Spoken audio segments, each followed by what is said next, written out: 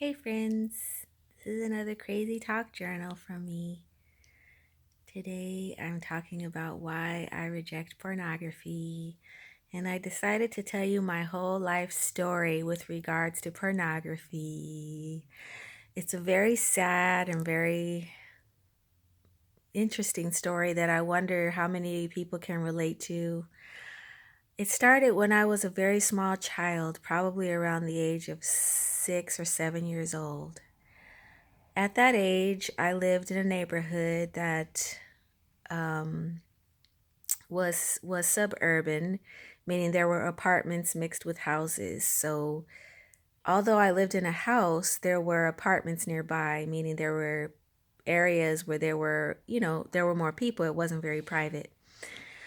So, in my experience as a child, I would go and run back into the alley where we had to take the trash out, and I would see pornography on the ground. I would see pornographic magazines on the ground, and I would pick up the pornographic magazines and look in them. And it just became a habit. I always wanted to take out the trash because I wanted to go back there and look at the magazines that were on the ground.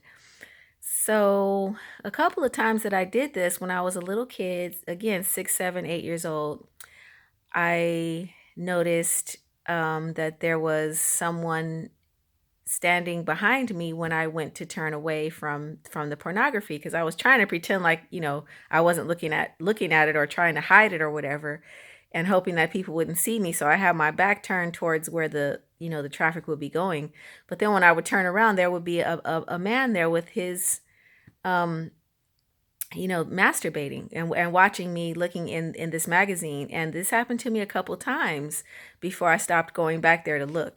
I would still go just to look like that, but I wouldn't pick it up and look at it because that was really creepy. And he was doing the thing, watching me, a little kid, looking at the magazine. So that happened to me. So after that, I was spending a lot of time with the neighbors because my family was just it was my home was a ghost town. Like, it was a no man's land. Nobody talked to me. There were no people around. There wasn't no food.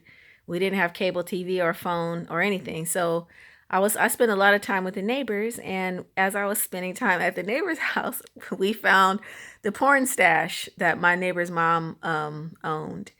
And so me and my friends, we would spend time, going through the porn stash there at the neighbor's house, and we found videos as well.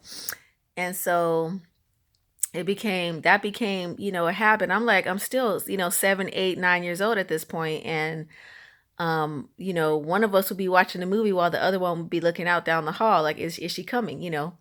So I got hooked on porn very early, at a very young age. And then when I got to be like up in third grade and stuff, that's when I started having friends, like Mexican friends and stuff, and girlfriends, and we would like and boyfriends. We would play doctor and stuff, and but only with the Mexicans, never with the black kids. With my black friends, we didn't do anything like this, but with the Mexican kids, we messed around. So there was playing doctor, and we did quite a lot of things as children, um, who I guess had been exposed to pornography. We all were in the same boat.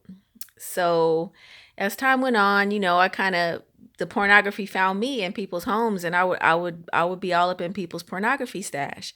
So this just carried on into my teenage years. When I became a teenager, I would most of the guys that I knew were at least 4 or 5 years older than me. So they all were into pornography. So I just never got away from it. I went on down that path of pornography, and I became a porn addict.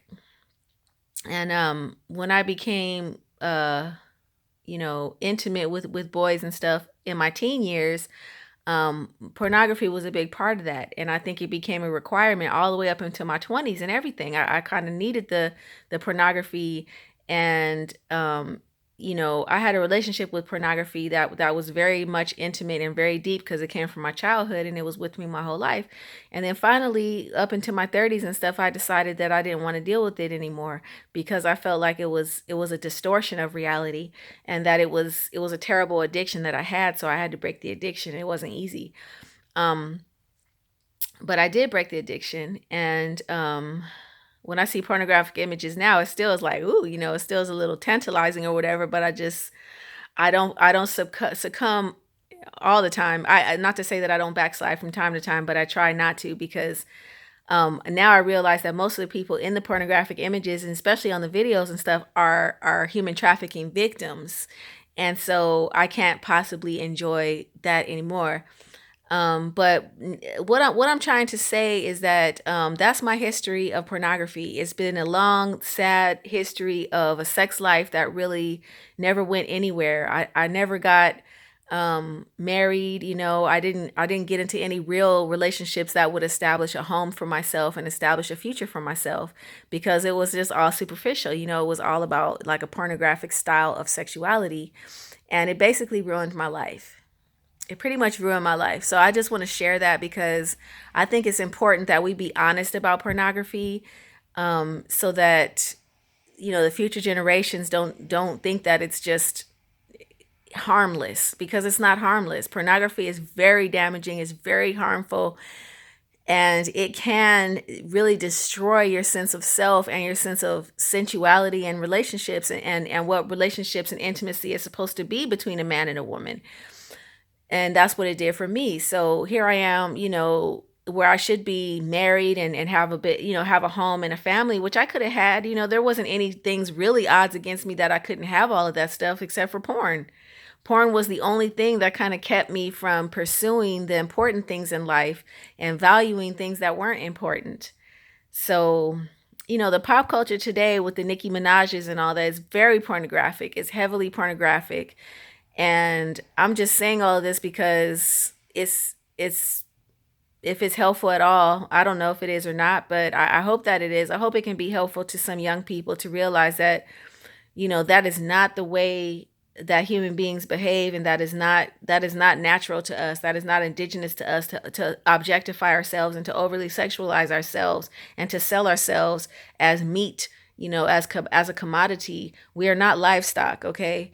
And so um that was like extremely private, I know, but this is where I air my dirty laundry. It doesn't matter, because what, five people are going to watch this anyway, so who really cares?